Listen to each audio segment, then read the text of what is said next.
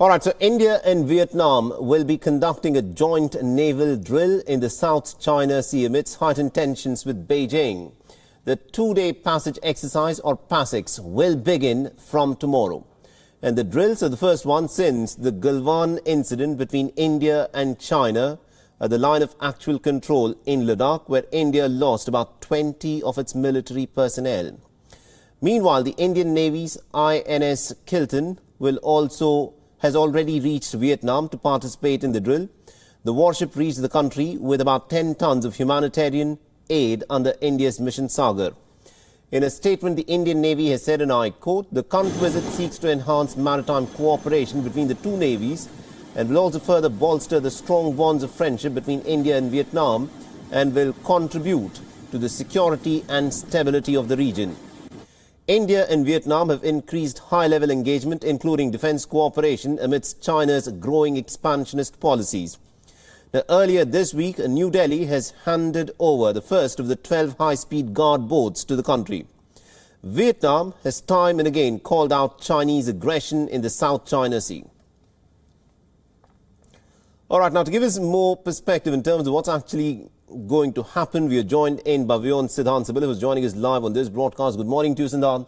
Bring us up to speed as to what is to take place in this joint naval exercise between India and Vietnam.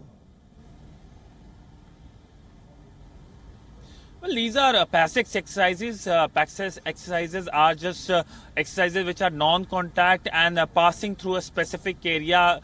In the past, after, of course, the Galwan incident, we had PASEX exercises with the Russians, with the Americans in the Indian Ocean. Now, of course, they are happening in South China Sea. India has had in past these exercises with other ASEAN members, including with Vietnam as well. But this time, of course, the exercises coming even as the Chinese actions have been very aggressive, whether it's with Vietnam, whether it's with India, or whether it's with other neighboring countries of China. But by and large, the announcement came just a few days after India and Vietnam had a virtual summit. This was, of course, the 9th virtual summit of the Indian Prime Minister.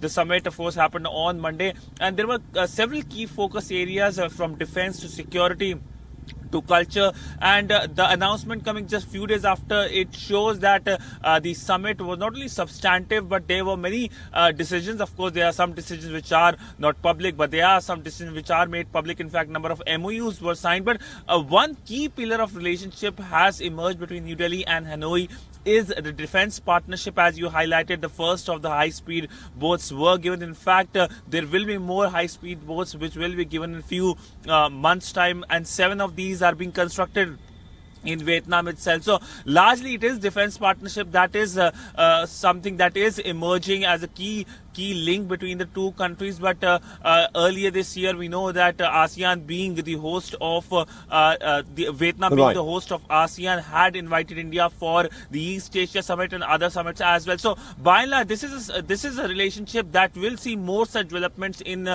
coming few years and months. Absolutely, indeed, Siddhant. And I also want you to weigh in on what this means for the India-China equation. China, of course, considers the South China Sea as its sphere of influence. And with India taking part in these PASEX exercises along with Vietnam in the South China Sea is, of course, not going to sit well with China.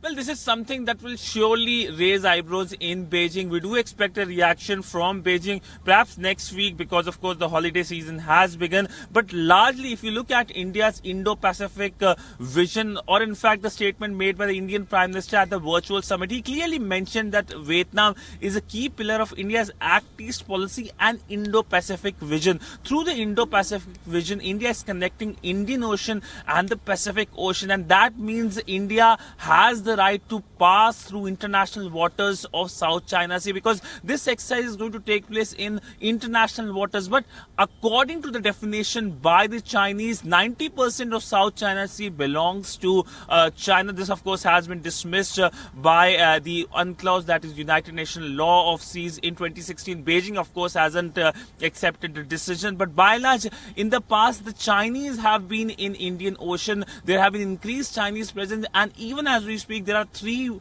Chinese warships in Indian Ocean. So reciprocally, India should also be in South China Sea. But in the past, India has shied away from doing that because that might irk Beijing. But things and equations have changed, specifically in 2020. And India, of course, has the right to go through that area. Of course, there will be some aggressiveness, perhaps, in the words by the Chinese diplomats because of India taking part in this exercise. I think you raised a very important point there, where China has, of course, been trying to expand its footprint in the Indian Ocean.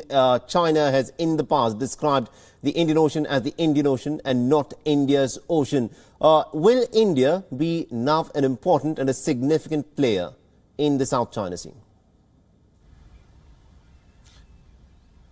Well, this is an incremental step. This is one of the first decisions perhaps taken by New Delhi after the Galwan incident. In the past also India has been doing, but we can expect India expanding its footprint in that part of the world under the Indo-Pacific concept, because as the Indian External Affairs Minister pointed out, for India, the Indo-Pacific is something from the eastern shore of Africa to the Pacific till the western coast of the Americas. And this is something that troubles China, because the Chinese see increased Indian influence from across the region, and this is just something that China would not be very happy to see, because China sees South China Sea as part of its territory, as part of its backyard, and the increased Indian footprint is going to have some trouble for them. And we do expect India to increase. In fact, India is doing that not only in South China Sea but also with the Central Asian countries which share border with China,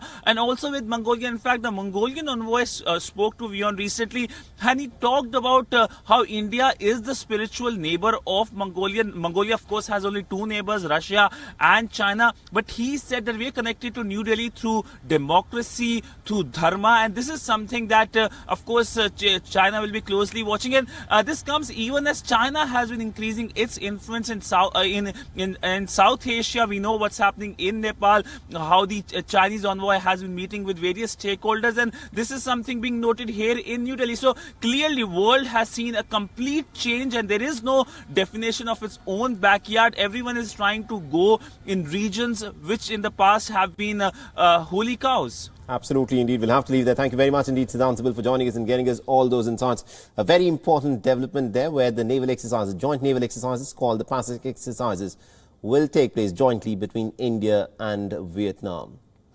Co-presented by Skoda. Simply clever. WION is now available in your country. Download the app now and get all the news on the move.